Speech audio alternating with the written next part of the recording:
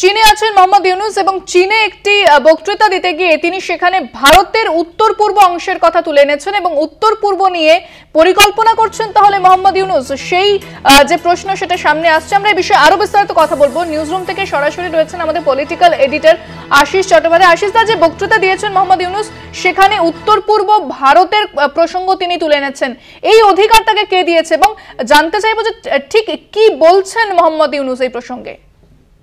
দেখো, আমরা একটু বাদেই দেখাবো যে ইউনুস কি বলেছেন। কলকাতা টিভির স্ক্রিনে আমরা দেখাবো কত কত অনধিকার চর্চা এবং কতটা বিপজ্জনক হয়ে উঠছেন মোহাম্মদ ইউনুস, সেটাই আমরা এই বক্তৃতাটার মধ্যে দেখাতে পারবো। এখানে তিনি বলতে চেয়েছেন যে ভারতের উত্তর পূর্বাঞ্চলের 7টি রাজ্য, যাদেরকে তিনি 7 সিস্টার্স বলে উল্লেখ করেছেন, এই 7টি রাজ্যর পাশে কোনো সমুদ্র নেই।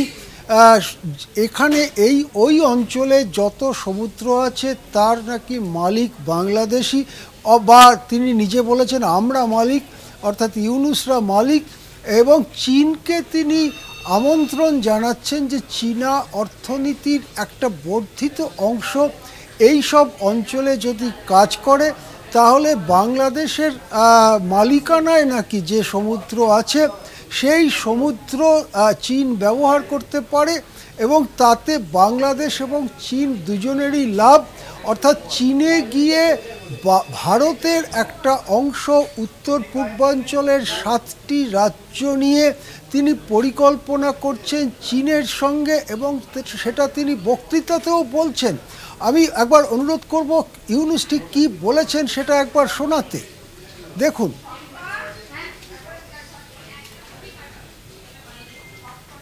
7 states of India, eastern part of India, called 7 sisters. They are landlocked country, landlocked region of India. They have no way to reach out to the ocean. We are the only guardian of the ocean for all this region. So this opens up a huge possibility. So this could be an extension of the Chinese economy, build things, produce things, market things, bring things to China, bring it out to the whole rest of the world. Ashis, আমরা শুনলাম যে মোহাম্মদ ইউনুস ঠিক কি বলছেন এবং তিনি নিজেকে Oshane guardian বলে দাবি করছেন। সেক্ষেত্রে বাংলাদেশের কথা তাহলে কে বলবে? বাংলাদেশের যে পরিস্থিতি তৈরি হয়েছে আজকে, সেখানে আইন শৃঙ্খলা যে জায়গায় পৌঁছে গিয়েছে, তিনি সেটার উল্লেখ করছেন এবং সে কথা তো তিনি বলবেন না স্বাভাবিক। অর্থাৎ চীনের মদত নিয়ে ভারতের উত্তর পূর্বে তিনি অশান্তি পাকানোর চেষ্টা করছেন। ভারতের উত্তর পূর্বাঞ্চলে কি ব্যবসা হবে না হবে তার পরিকল্পনা ফাঁদছেন ইউনুস, সেটাও চীনে বসে, এবং তিনি বক্তৃতায় সরাসরি ভারতের একটা অংশকে নিয়ে চীনের সাথে পরিকল্পনা করছেন। এটা কিভাবে হতে পারে? কোন অধিকারে ইউনুস এরকম কথা বলতে পারেন? আসলে একটা যে মত রয়েছে রাজনৈতিক মহলে, যে যারা আজকে বাংলাদেশে ক্ষমতা দখল করেছে সেটা হচ্ছে মার্কিন যুক্তরাষ্ট্রের আগেকার যে প্রশাসন, বাইডেন প্রশাসন, তাদের টাকা পয়সায় মদতে একটা সাজানো বিপ্লব করে ইউনুসরা যে ক্ষমতা দখল করেছেন সেটা আসলে ভারত বিরোধী এবং পাকিস্তানের মদতপুষ্ট। সেই পাকিস্তানের মদতপুষ্ট প্রশাসন আজকে চীনে গিয়ে ভারতের একটা অংশে কীরকম ব্যবসা বাণিজ্য হতে পারে এবং চীনের কি সুবিধে হতে পারে সেই জায়গায় যদি চীন তাদের প্রভাব বিস্তার করে, এই ধরনের বক্তৃতা করছেন, যা রীতিমতো আপত্তিকর। ভারত যদি সেই আলোচনায় থাকতো তাহলে একটা পারস্পরিক কথাবার্তার প্রসঙ্গ থাকলেও থাকতে পারত, কিন্তু ভারতকে বাদ দিয়ে চীনের মাটিতে তিনি ভারতের একটা অংশ নিয়ে কিভাবে কথা বলতে পারেন, এই প্রশ্ন উঠছে।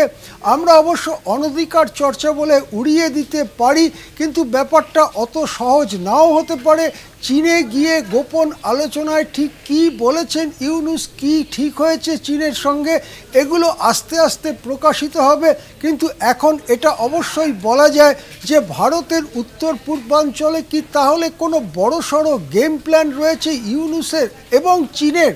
যদি চীনের নাও থাকে তাহলে ইউনুসের কি কোনো গেম প্ল্যান রয়েছে? ভারতের উত্তর পূর্বাঞ্চলে কি নতুন করে কোনো অশান্তির সম্ভাবনা তৈরি হচ্ছে?